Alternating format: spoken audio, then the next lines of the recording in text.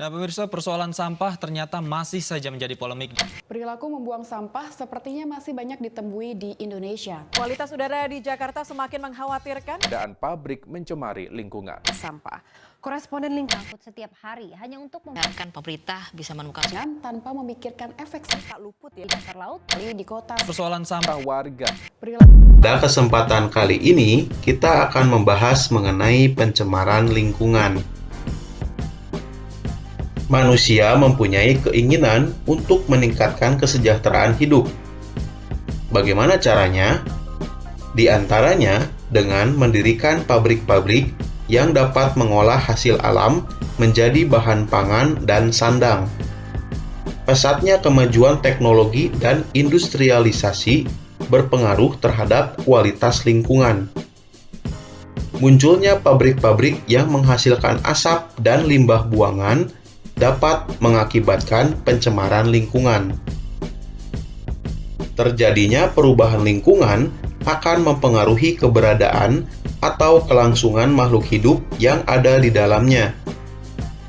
Makhluk hidup pada suatu lingkungan selalu tergantung antara satu dengan yang lain.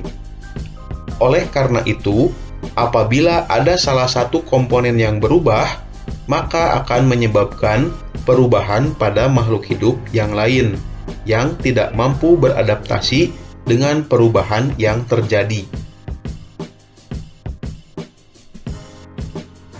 Pencemaran lingkungan merupakan satu dari beberapa faktor yang dapat mempengaruhi kualitas lingkungan. Pencemaran lingkungan merupakan segala sesuatu, baik berupa bahan-bahan fisika maupun kimia, yang dapat mengganggu keseimbangan ekosistem.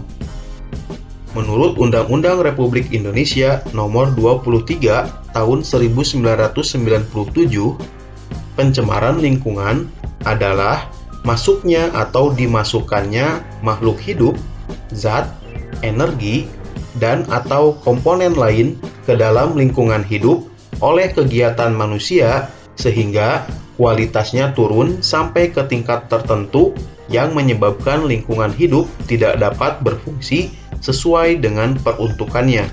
Zat yang dapat mencemari lingkungan dan dapat mengganggu kelangsungan hidup makhluk hidup disebut polutan. Polutan ini dapat berupa zat kimia, debu, suara, radiasi, atau panas yang masuk ke dalam lingkungan.